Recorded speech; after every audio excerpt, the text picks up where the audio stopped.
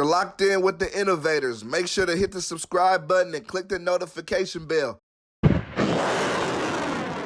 What's going on? You locked in with the Innovators YouTube. You already know I got the best interviews right here, man. I got my guy Lusaid in the building. What's going on? How you doing? It's good, brother, man. Hot. Yeah, it is hot. Hot Hey, in Sacramento, when I got out here, I was like, man, Sac is a lot hotter than the Bay, but the Bay been hot as well. So it ain't hot like this, bro. Nah, it's definitely not. Just to get into it, let the people know where you're from, where they can find you on social media. Yeah, man. Lusaid, Lusaid. You can just Google me. I'm everywhere. Sacramento, born and raised, man.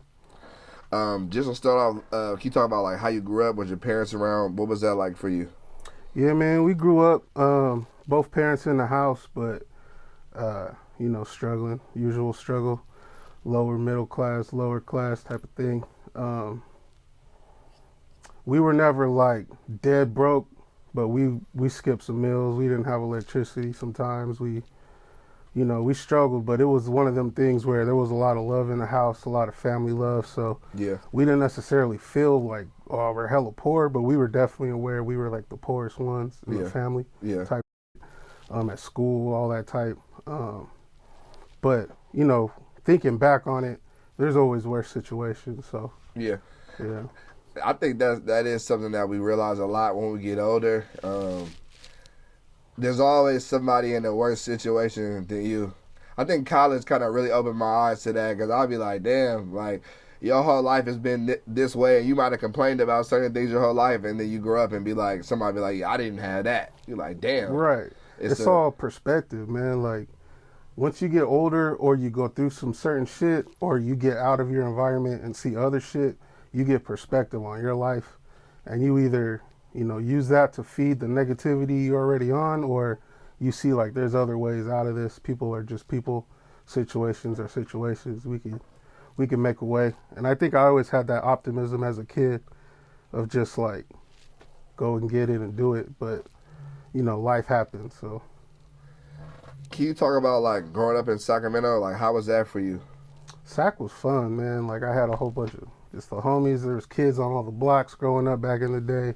We used to ride bikes, steal bikes, build bikes, race bikes. It was all bikes when I was young.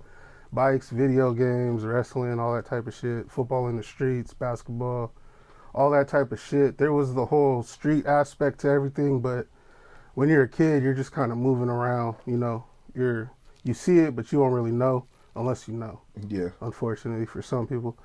But we were surrounded by all that. Like I feel like at Sac, you're one person away from that life. You know what I'm saying? Like you either know somebody, or you know somebody who's dad or who's brother or your cousin. Like I have family who've been through it and all of that. But we've had homies pass away. We've had homies go to jail. We've had the whole gambit of everything in the hood. You know what I mean? But it's more so, your perspective. You're either like a YG from Compton, or you're like a Kendrick from Compton type of thing. And I was always more that route. Yeah. For you, could you talk about like how you were able to, I guess, evade some of the politics and getting involved in that? Because we spoke about this off camera prior before, but like a lot of people I have interviewed have been involved in politics from SAC. You're probably one of the few that have not been. So like, how are you able to do that?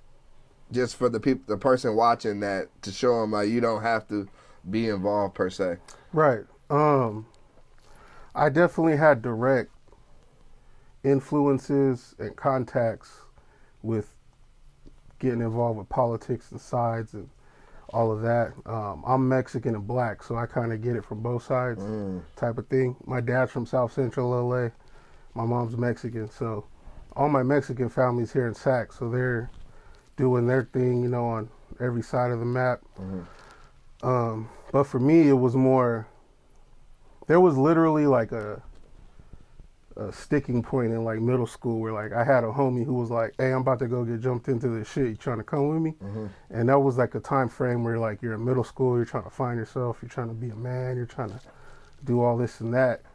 And I literally had to make a decision in that point, but I was kind of like, I'm about to go hoop real quick, so you can go do that. I ain't trying to get beat up the hell, you know what I mean? Yeah. So he went and did that, and you know, I hope he's doing well. I haven't seen him in a long, long time, but Yeah. um, I had other homies. Like I had a lot of Asian homies when I was in middle school. A lot of Hmongs, a lot of Miens. There's a lot of different types of Asians in Sacramento. They're forming their own cliques. They're making gangs. People are moving from other towns. Like back in when I was in high school was when a lot of the Bay Area dudes was moving in here. So it was a lot of dreadheads, and that was when the different sections were really popping off back then. It was a choice, to be honest. Like I had my dad there, I had my mom there, I had uncles, I had a lot of cousins. I had cousins who made bad decisions, and I seen people who made bad decisions early. And early in my life, I got involved with like youth groups and stuff. And like that middle school age I was talking about when that whole thing came, I got into some church youth groups and stuff, and started hanging with just with a different group of people with a different mindset. Yeah. That was literally the saving grace, because there was people who split at that point in my life who went that way and went that way. Yeah. I kind of stayed in the middle. I wasn't too much this, wasn't at all this, but you're affected by it. You know, you got favorite colors, you wear certain things, the people around you dress a certain way, they talk a certain way. Yeah. You know, you're young, you're influenced by that. So there was that, but I never like put my flag in the ground for anything. I kind of stood on my own too, whether or not I knew what that was at that point. But that's kind of, you just got to make a decision. No, I understand that completely, and I think that's good. You know, a lot of times kids don't have the outlet, or they don't know what they want to do, so sometimes kids get drawn into things that they're not completely ready for. Right. But I like that. I like that you show a different side of Sacramento, and also even from the music. I think one thing that stood out to me about you is the music is real. Like when I hear it, I don't see a facade. And to extent, like a lot of artists do exaggerate, and it's overlooked. Like, you know, like, okay, we know you're not doing that exactly all the time. Right. But regardless if you rap about it or not, but like with you, I feel like you say the things that sometimes people are afraid to say, and because it's so real. And I think that's what I like about you the most, because I can listen to it and be like, damn, yeah, I probably felt that way, but I wouldn't tell nobody, you know? Right, exactly. That was a journey, bro. Like I didn't start that way. Like when I first started rapping, like for real, putting music together, I was doing like Christian rap with my boys in the mixed youth group. My boy Marcellus, shout out my boy Jed. We would just remix like hyphy shit, the Pac shit, Mac Dre shit, and we would just put our little twist so we could turn up at our little youth groups and shit. And we was really doing it. We was all about it, but we were in high school, so we were doing high school shit. We was going and getting high and getting drunk and partying and doing all that. So it was kind of like at least on my end, I can't speak for nobody else, but it was sort of like a hypocritical kind of thing, because it's like, oh, we're making songs doing this, and that, but I'm over here doing this, and that, you know, Saturday versus Sunday type shit. Yeah. So it just kind of fed into like a cycle of being lost. And then within the Christian rap thing, like I'm Catholic, like I'm half Mexican, my mom's Catholic, so I'm Catholic. So being Catholic in a non-denominational genre for the most part at that time, it's like a lot of Lecrae, 116, Tadashi, Triple E, all that type of thing. Yeah.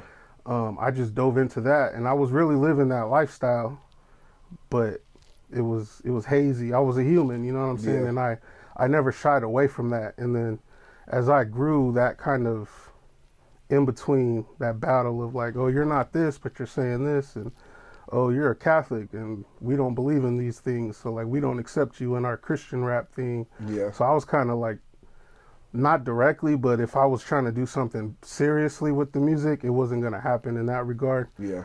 And then I kind of just, as high school went on and I got older, I turned more into like the secular or whatever, you know, mainstream type of rap. And I feel like I was chasing that image of being a rapper, like, oh, bitches, money, cars, clothes, all this type of shit. And I would try to write those songs. Like my brother back here, he could attest. Like I'd be in there like, what's this beat make you feel like? You feel like you're with some bitches? You feel like you're getting some money? You feel like this? And then I would like write songs about that. But it's like I didn't have no money. I wasn't hella bitches and all this shit. Like, So it just was a disconnect, and I felt like that kind of killed my motivation to really go 100, because I felt like I'm gonna expose myself, or it's just not gonna line up. And then I just started, all my best songs that people liked were the shit where I was just bleed on the page, therapy on the page type of shit. Like I had the song Dreamville. I was really inspired by J. Cole back then, like his whole movement when he first started.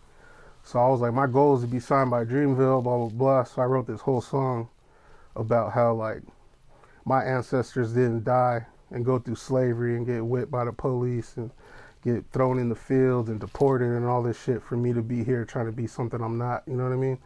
And I kind of had that realization, and over the years, I would write more songs like that, but they weren't my favorite because that's not what I was trying to be. I was trying to be a rapper like this. Yeah. But people would connect with those. And then as I got older and more mature and I discovered who I am and what I want to be as an artist and what my message is and my purpose, those songs just became what I do. And the attraction since then has been... What is the process, or what was your process to discovering yourself as an artist? Like, what's happening during that process? Man, it was a 10-year, 15-year process, to be real with you, bro. Like, once I stopped doing Christian rap, I felt like, I don't want to say I stopped doing Christian rap, but like specifically doing music, like praise and worship type of stuff, I realized that I was making that my identity to fit in with a group of people. Like, I believe the stuff, but like, we would do that because I would do it selfishly. I'm speaking for myself, not only for like the purpose of the music, but it was more like I'm a rapper and people are fucking with my music. And to me, it's kind of similar to like street music. Like, you know, dress like this, say you got this many sticks, say you'll kill this many people. And if you sound good and you look like it, you can pop off. Yeah. We've seen that with so many rappers, like all over the place, you know what I mean? And I felt like I left that identity and I didn't have my own. And I wasn't comfortable with being uncomfortable enough to find it until I got older. So like around 2015, I kind of had a breaking point where I had like I call it a mental breakdown, but it was really just like an anxiety attack, kind of debilitating me. It shifted my whole life, like felt like a switch turned on that just changed my whole brain. And I was just going through it for so long. And then I sort of started to come out of it, and then COVID hit. And it was like the police are coming out and shooting people at 10 if you're outside, and they're beating people up, choking people out, and there's 6 feet, 10 feet, like all that shit with COVID, and everybody was going through it at that point. So it was like even the people that I was going to for like support needed support. And like we had family members pass away from COVID early and just a whole bunch of stuff. So it was, and my parents are older, so I was stressed out about them and not being able to go see them and all that type of shit. So I hit like rock bottom, bro. And then I just said like, fuck it, I need to do therapy. I need to do something. So one of my cousins suggested actually a hypnotherapist. So we were doing little FaceTime sessions, doing like some hypnotized shit. And she fixed like my insomnia, like the whole insomniacs movement I had. Yeah. I know I'm kind of going all over the place, but it all ties into it. But the insomniacs thing was for me staying up late, just working on music, finding my joy in that early in my career, early in my life. And then it turned into not sleeping on myself. Like, I know I have talent, I know I have the ability, but I don't believe in myself like I should. So insomniacs never sleep. We don't sleep on ourselves. So that kind of, I feel like I was building that movement to build myself up later, and I didn't know it. And as I got older, I go back to listen to my music and feel like I was talking to myself, but I was 25 talking to a 30-year-old. Yeah. And it was making sense. So it was all about, all right, let me do this. I started reading self-help books, started reading all kinds of stuff, like super obsessed with like becoming better, but feeling like there was something blocking me. And then I started having breakthroughs in therapy with my therapist and learned about self-limiting beliefs, childhood traumas, and things I was doing in my life to the circle of people that supported me that kind of were, I built like an ecosystem of comfort. Like, I hate to say this, but I'll just be real, but like, I know how to manipulate this situation to where I won't be in a situation where I'm uncomfortable. And when it got out of my control, now I'm gonna go to this situation and maneuver here because I'm a likable person. People like me. They like talking to me. They like just me being around. So I could move around anywhere, but I never really knew who I was. And then it really wasn't until like I got with my wife that I got that spark to be like, I need to be a better man to deserve this person because she's A1. She's like got things about her that I wish I had about me. So I kind of fed off of that energy. Like, she fucks with me for who I am on the inside. Let me build it up around that to be who she deserves. And in that process, I rediscovered faith, and then I rediscovered kind of what I felt like my mission was, and things started clicking in my head. Like, people like to talk to me, they like my advice. I can easily be vulnerable with people and not feel insecure or feel like, you know, oh, they're going to look at me this way, or whatever.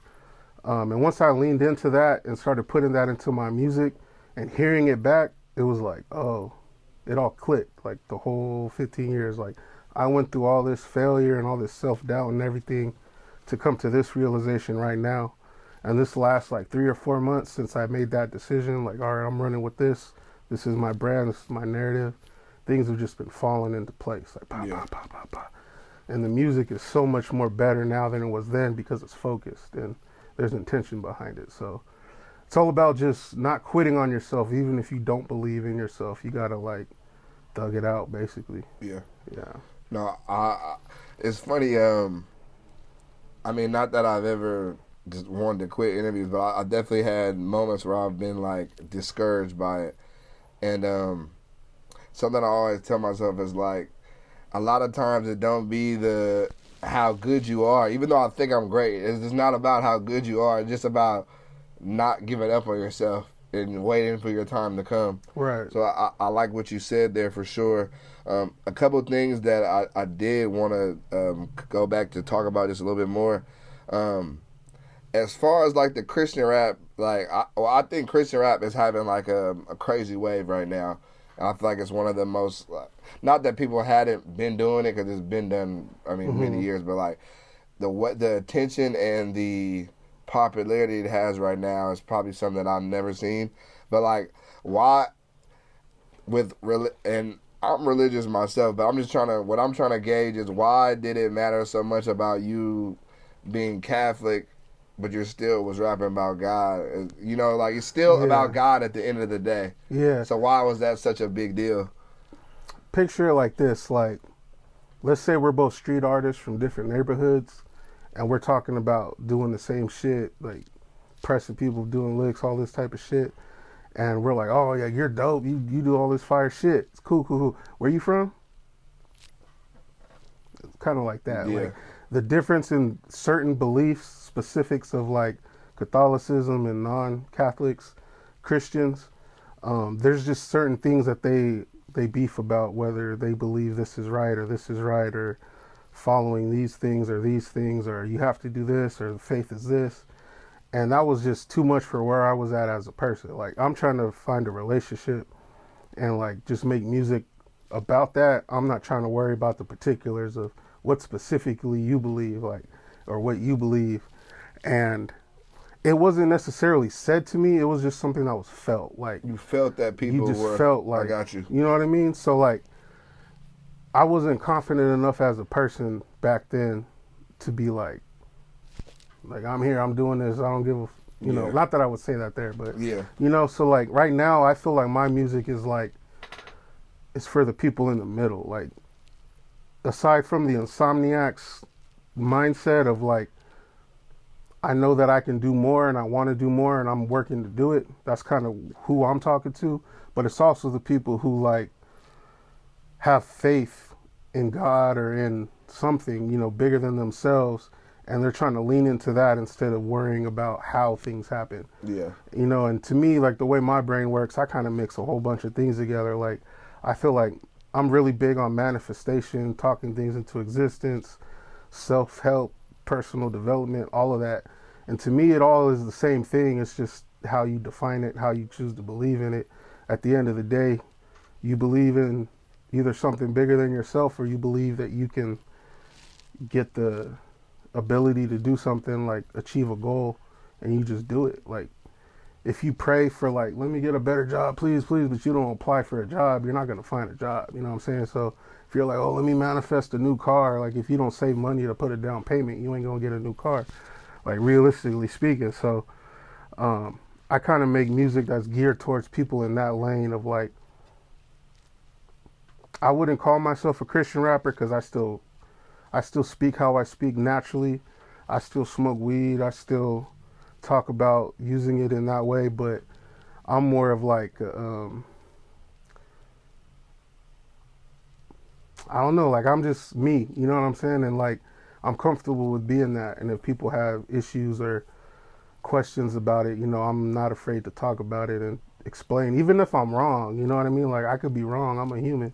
And that's the whole point. I want people to not be afraid of being wrong and learning. Because like when you don't admit you're wrong, then you're being dumb on purpose, you know. But if you're like, all right, let me hear your perspective, let me internalize it, and if it makes sense, you rock with it. If it don't, you keep it moving. So that's kind of where I'm at with everything. And but I think it's super dope that the Christian rap thing is really popping off now. Like it's jumping over, more mainstream artists are collaborating, and that's a lot. That's what I've been noticing as well. Mm-hmm. A lot of like more mainstream artists. Yeah. But I think it's good in the fact of like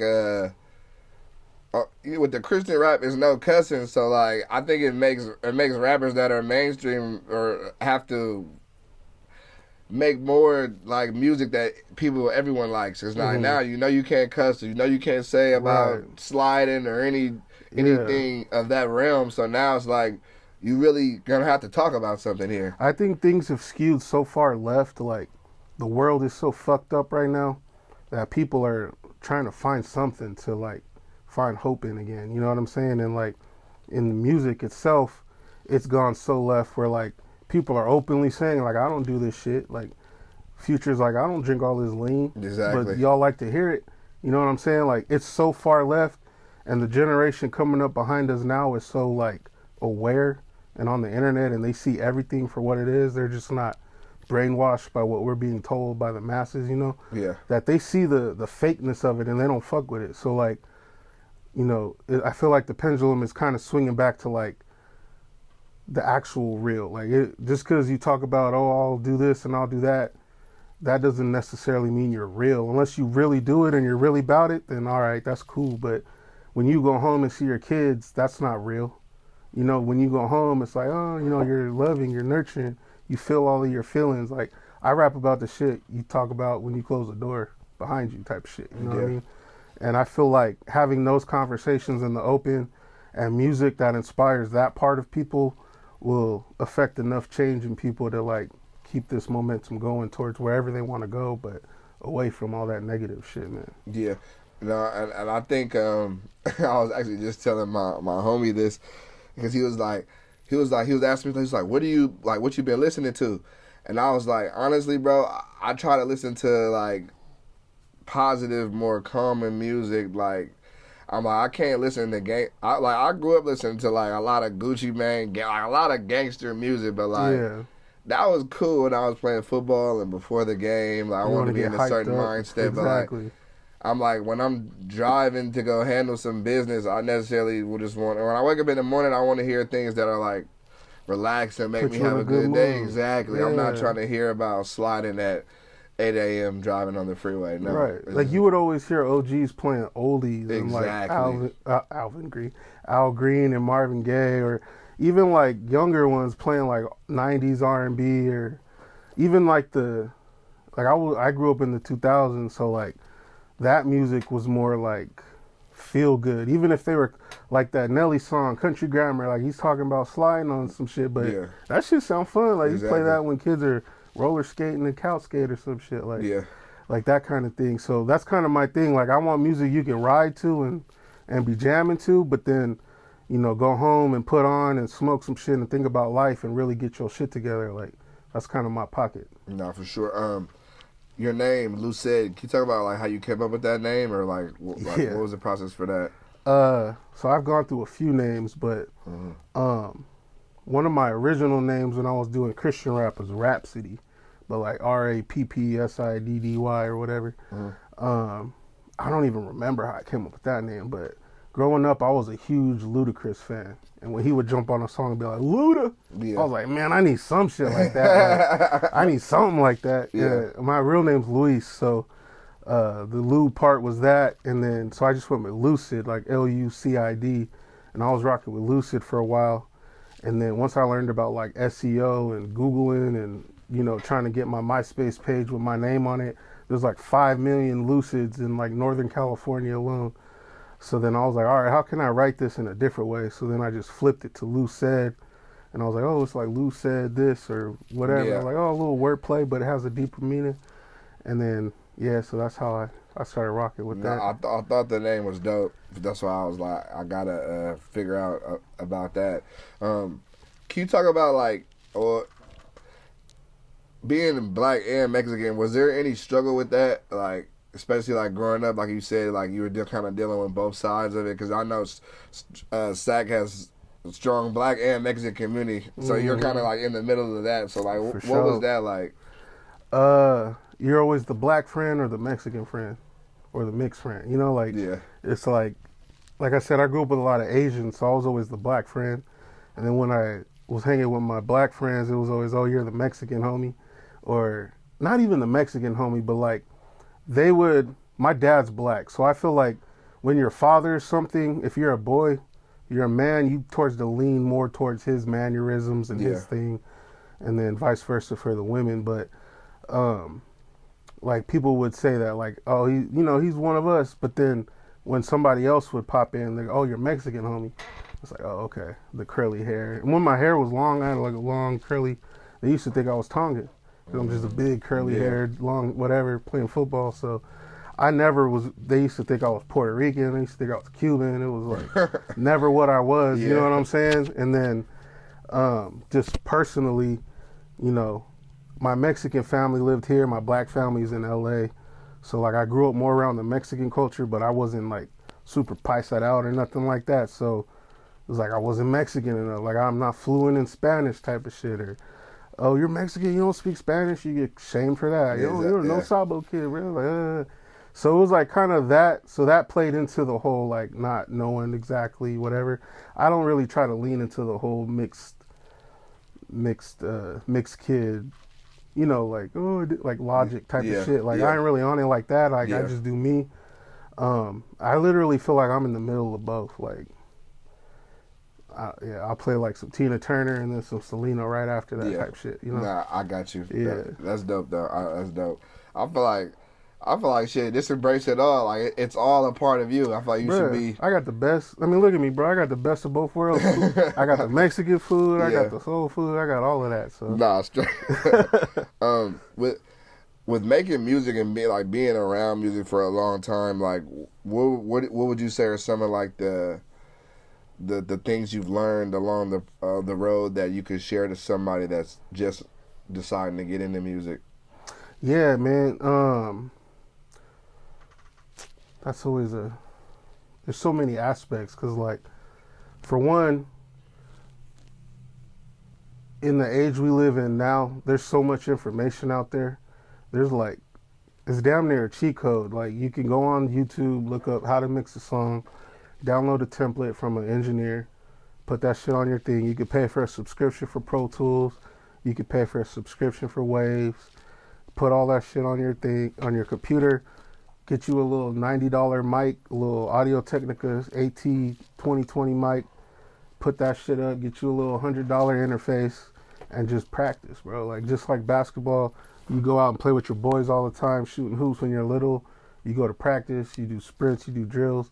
Treat it like any other passion of yours. If you're really about it, learn all the things you need to know about it. And one thing I would say to try to learn now is understand at least the basics of what the business is if you want to do it for real. Otherwise, you'll be chasing a dream without having the proper equipment. You know what I'm saying? Like you're trying to run track, but you ain't got no cleats on type of shit. Like you can run, you'll be on the track, but you ain't doing nothing. Yeah. You ain't gonna be putting up no times or nothing like that. So just invest your time. If you don't got the money, invest your time. And then once you got enough knowledge, then try to find a way to invest your money into it. And always just write about what you know. Because writing about what you don't know might get you into some shit you don't want to find out about. So Yeah, and that's definitely some good advice. You just dropped a new video to your song "Code Switching." Can you talk about the mindset and what did you mean by that title? yeah. So first of all, I know what code switching means in real life. I was using it as a flip on words of code switching because code switching is you change how you act or talk when you're in a different room with different people, basically, right? So you fit in, you can assimilate. But one thing I learned through therapy and books and all of that is like the voice you have in your head that you talk to yourself with, a lot of times is a lot more negative than what I would say to you or to him or my brother or whoever, you know? Like if you were to come to me with a problem, I'm not gonna be like, what the fuck you talking about, bro? You know, like I ain't gonna say all that. I'm gonna be like, oh, for real? Like, oh, we should try this. You do it. You know, you give other people grace, but you might not give yourself that same grace. So it's about changing your mindset to treat yourself like a human. You know what I'm saying? And when you do that, you develop compassion for yourself, and you're able to get over things better. Like I would always judge myself on things I didn't do before, or I didn't know, or I wasn't in this position, or I was raised this way versus this way. But none of that's my fault. None of that affects me doing it now. Like I could just have to decide, all right, I'd rather do this, so I'm gonna do this now, you know? So this song is kind of honestly, it was like a heater track to throw out to let people know what I'm on. Because the music before wasn't as direct with that kind of vulnerability. But now, moving forward, this is the song that sparked, like you asked, how did I get into this, to doing music like this? This was the conversation I had with myself, and I wrote this record basically word for word. Like if you read the lyrics, it's literally the conversation, you know what I mean? Mm-hmm. So this conversation led to me learning and understanding myself and how I think and how I treat myself and changing those things little by little. It's definitely a process. It's not overnight. It's not easy. You know what I mean? But understanding why you talk to yourself the way you do about certain things, that's what sparked the change. And I wanted to make sure there was a record out there where people can hear it, because what they're going to see from me moving forward will make a lot more sense with that context. What can the people expect moving forward as far as music? Are we expecting more singles, a project? Like, what's coming next? Yeah, so I got the official single for my next project, which is called Can't Lose Faith. The first single is called Talk to God, which sounds like I'm a Christian rapper, if I'm going to be honest with you. But it's more, there's nuance to it, you know what I'm saying? So basically, this next project that I'm coming out with is like a day in the mind of someone trying to change their mentality.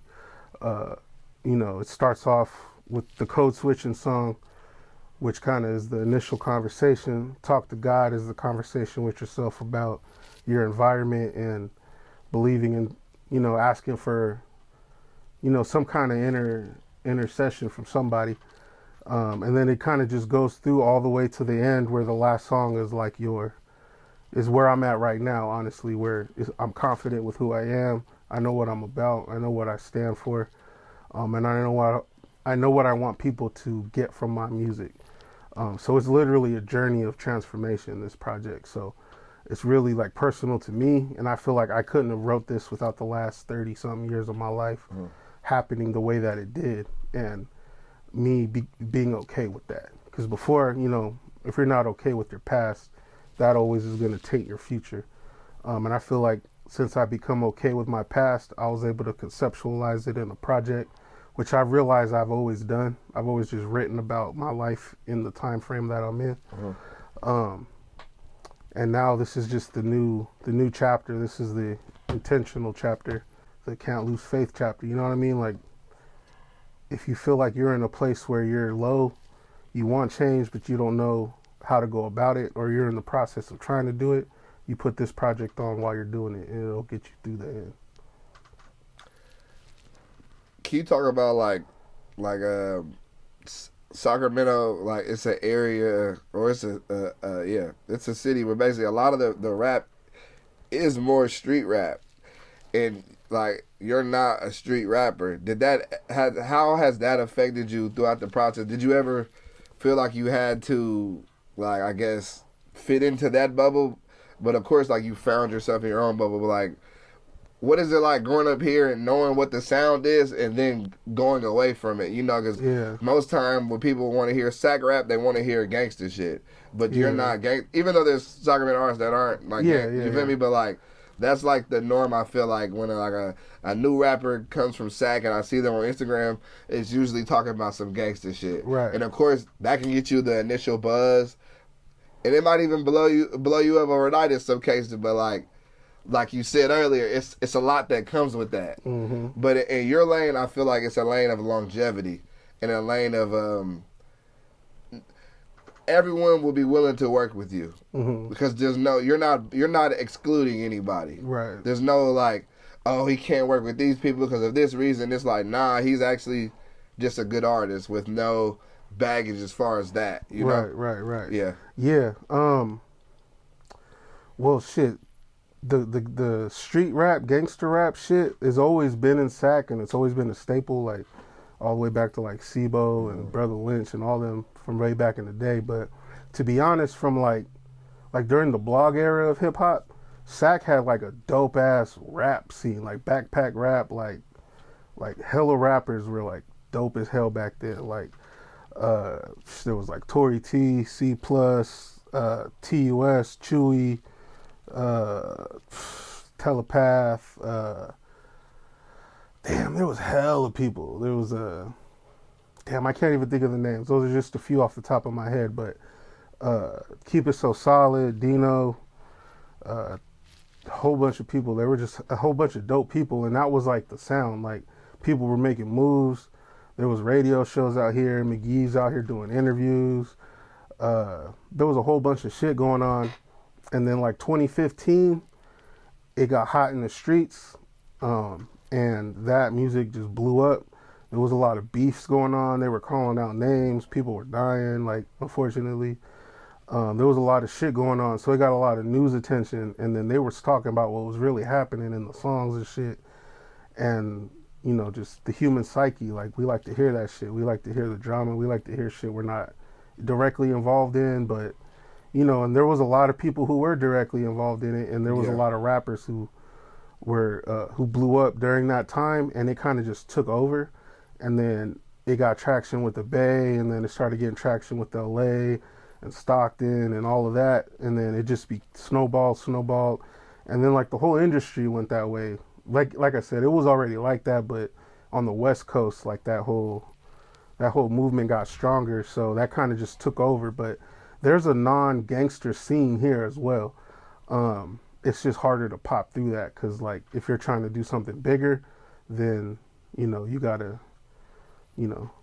find your own way, basically. But like that lane is carved out here, so if you're in that lane, it's kind of like a pipeline. Like, there's players here in Sac, there's players in the Bay, they're connected with LA, or they're not, and they don't want to be, type shit. Like, there's a whole bunch of shit, and then you add all the politics on top of that. That's another layer. Like, you could be dope, and then if you're on the wrong team or whatever, so there's more obstacles you'll have to overcome. Yeah, there's like a whole other thing. So it's like, I rather just try to tap into what people feel on the inside, and even if they don't publicize me or post me or whatever, but if they're at the house listening to my music and they're feeling something, that's why I make it. Like, I try not to trip on the numbers or followers or none of that, but like, I get a message or two every couple now and then of people saying like, oh, I love what you're doing, bro. You're talking about this, you're being yourself, you're doing this. And that's what keeps me going. So, No, of course, I rock with that for sure. What has been like your family's reaction? You also said you was married. Like, what is the reaction to you making music? Is it supported? Has it always been supported? Was it like not supportive at first? And nah, it was they've always supported me. From like my older uncles who used to rap back in the day, like for fun, like them and their homies would freestyle and all this stuff. They always want me to like rap at family events. I don't want to say always, but there's been some family events that they want me to go rap at this or whatever, or get this person on a song, or write about this person, or any of that. My friends have always been supportive. I was really the only one like really not believing it to be honest with you. Like, everybody around me has always, forever, been riding with me. And I feel like it's been so long that I'm having to reignite people who were fucking with me before, because I haven't been serious, but they see me post every couple of years, put a project, and I get the little love, but it's never been a consistent like I am now, just flooding. I'm here all the time. I know what I'm talking about. It's this and that. So I feel like there's a lot of people who follow me who are kind of like, oh, he's just putting another project out every 2 years. All right. But, you know, I'm on a mission to wake them up, basically. Nah, I rock with that for sure. Can you talk about your studio process? What is that like? It's pretty contained, to be honest. Like, when I first started, we had an older homie who had the studio set up and all of that at his house. So we'd go there and record, and he would teach us how to do it. Then he would let me borrow his setup for like months, like hella months. So I'd have it at my house, and then we just have all the homies come. I have it in my garage, my parents' garage, and then we just have people coming through and recording verses and making mixtapes. Like, back then, we was just making mixtapes, taking beats, making mixtapes. Now that I got my own spot, my own situation, I got the little studio at the house that I make all my music through. This is actually only the second time I've been in this motherfucker, Omnia Studios, J Intel, Peace Space. This was like a place that has so much legendary history in Sacramento. So many songs have been recorded here. People come here when they come out of town, like big artists, stuff like that. So this was always the place that I thought was like out of touch for me, because I didn't really see myself doing it like that. But, you know, once you get past those kind of thoughts, you realize, like, this is just a building, bro. Like, it's a room with some equipment that is going to help me do what I got to do. So I'm kind of getting more into that, getting into the higher level equipment, I record, I mix, I master. Oh, shit. I do all of that. And I do that for other people, so as well. So it was kind of overwhelming. Like, I've never not recorded myself. I don't know what it's like to just sit in the back of the studio and write a beat and then go jump in the booth. Like, I don't know what that's like. I got the mic next to me. I'm recording. I'll record 3 lines and spend 6 hours mixing those before I get to the next line. Yeah. Tweaking little letters and all types of stuff. So it's very intimate, I guess, but I'm expanding it now. Now that I'm more comfortable and know what I'm doing, I don't feel as like I need to be by myself. So I'm kind of venturing out, collaborating. I just did a collab with Baby Gas. He just sent the vocals back, so I got a record with him. I'm meeting new producers. People are reaching out to me that want to work with me, who want to build with me now, which is something that I've always wanted, but it was like, you never put yourself in a position to get it, so you can't expect to get it. But all that stuff is happening now, so I feel like the process is going to evolve as I keep moving, and I'm just going with the flow, man. So I definitely believe you got some, and I definitely I think what you talk about is something that people could connect to, because they're feeling those emotions, but they're not saying it out loud. So then that's like a different type of connection. Like, I feel like you just keep doing what you're doing. The fans you'll have will like really love you. Like, they'll really be like, damn.